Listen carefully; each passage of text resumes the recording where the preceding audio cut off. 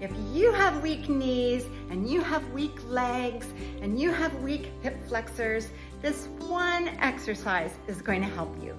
I'm going to take you through the steps and what muscle is engaging at what times, and you're going to see how great this exercise is.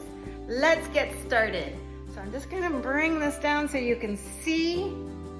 It's the step up. Let's take our right leg. We're going to place it on the step. So one of the first things that's going to engage when you lift yourself up is your knee, and then your quads. So they're going to get strengthened up, and then you're going to feel it right here in the glute, the lower part of the glute that ties into your hamstring. If you guys want sexy butts, this is the exercise for you too. So what you're going to do is you're going to, of course, engage your core. I'm going to tell you to do the vacuum. The vacuum is pulling in that core as tight as you possibly can. And then what you're going to do is you're going to push forward. Going to hold on to the banister here. For you beginners, we're going to do the first step. And you're going to lift yourself up. Once you lift yourself up, you're going to take your knee and hike it up. So what you're going to do is you're going to engage the lower part of your core. The next part is you're going to come back down and you're going to do it again. Repeat. If you're a beginner, you're going to do this 10 times, 10 repetitions. There is another variation if you want to call in more calf muscles. When you come down, you just go on the ball of your foot. So let's show you that. You're going to come up, you're going to hike, okay, and then you're going to come back down, and then stay in this position. If you have a weak back, another variation is to bring yourself a little bit farther back when you step back. Again, chest up, have that tummy engaged. You're going to hike up, the lower ab is engaging. I can feel it in this glute. You're going to come back down and really take a nice step back. So I can feel it right up into this area.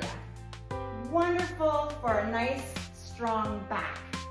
And then, once you've mastered 10 and you feel good about it, you can go to 30 repetitions. Then, after that, you feel comfortable, you can let go of the banister. So you're incorporating balance. So you'll have your hands hovering in this area, but you don't need no banister. You're going to come up, you're going to hike, and come back down. There we go. Look at how many muscles we used. I love this exercise, but we're not done yet. We can go to the next level. All we're going to do is go to the second step. We're stronger now. Chest up. We're going to breathe. Hold in your tummy and walk up to the second and hike and down and up. And you're going to repeat the same process. So you're going to go to 10 repetitions. Once you feel stronger, progress to 30. You've got this. You guys know what exercise I'm going to mention next. It's the push-up. If you've been following me, you know this is one of my favorites. And you say, oh, not the push-up. Well, you are strengthening your arms, your shoulders, your back, your chest, your core, your lower back. What's not to love about the push-up? But you need the right form. Let's get started. We're gonna go down, here we go. All right, your hands need to be in alignment with your shoulders. Separate your fingers at the bottom, it helps. And then you're gonna tuck in that tummy, nice and strong. The next thing you're gonna do is lift up the chin a little bit. Take your eyes to about this area. And then onto your toes. Ready? Breathe and down. Up.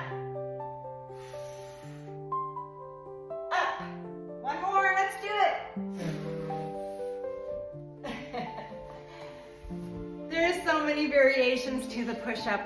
You can do it at your kitchen counter. You can do it on your stairs.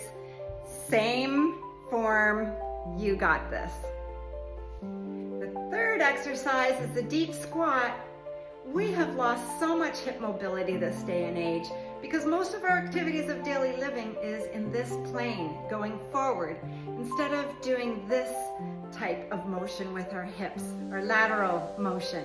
So I'm going to take you through the steps of doing a deep squat if you're a beginner, and then to advanced. Let's get started. If you're a beginner, you're going to take your legs a little bit wider than your hip.